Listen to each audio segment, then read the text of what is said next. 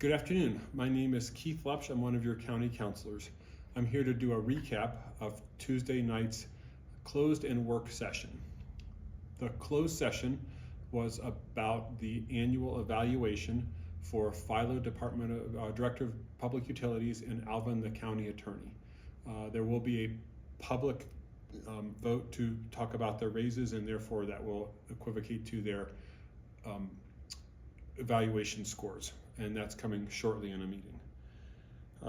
The first presentation was the Department of Energy Management and N3B, Department of Energy Environmental Management and N3B.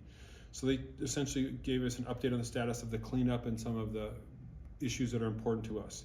They started with the chromium plume management. So essentially that's kind of on hold right now. There is a difference of opinion as to how it should be handled between the Department of Energy, N3B, and New Mexico Department of Environment. So they're continuing to try to work that out. TA21, the end of DP Road. For me, a non-lab person, when you start talking about the TAs, that has no meaning to me. I know that most of you all in the town are from the lab, but there are some of us that are not. So I will do my best to try to, when I'm aware, dictate where the area actually is and not just a TA number. Years that we've been being cleaned up because a TA21 end of DP Road is just severely contaminated. I guess that's where they used to do a lot of the bomb fuel processing back in World War II and shortly thereafter. There's also on TA54, which I'm not aware where TA54 is, something called, I guess, the General's tanks, which are also severely contaminated.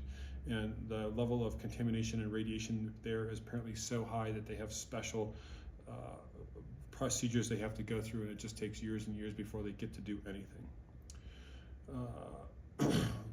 With that, we'll go on to an update from the Art and Public Places Board, and then we had an update from the Historic Preservation Board. Danielle, our intergovernmental liaison, gave us an intergovernmental and regional update. We continue to work with the city of Espanola and Rio Arriba County to collaborate with them on some of their projects, and they are apparently going to come to us with some proposals later this year. We are working very hard on broadband and apparently hope to have a request for proposal to start working on that later this year. We also hope to work with San Ildefonso Pueblo to run fiber down State Road 4 when that water line is run and when we hopefully get some work done on that state road, which is not in good shape. Also, we're trying to figure out if the local communities can agree on a place for a new landfill. The landfill down in Albuquerque area is getting close to being full, and it's very expensive to truck stuff all the way down there.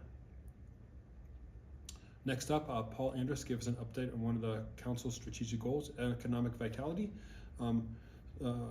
Briefly, we continue to try to increase capacity of new housing and a variety of housing and try to focus more on mid and lower income housing when possible.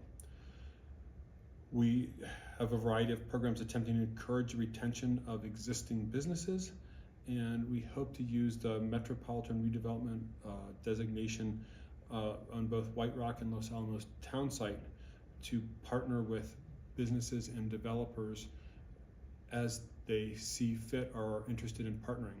It's really important for me to emphasize what this is not, and again, extremely brief, but Paul get a really nice, more comprehensive overview.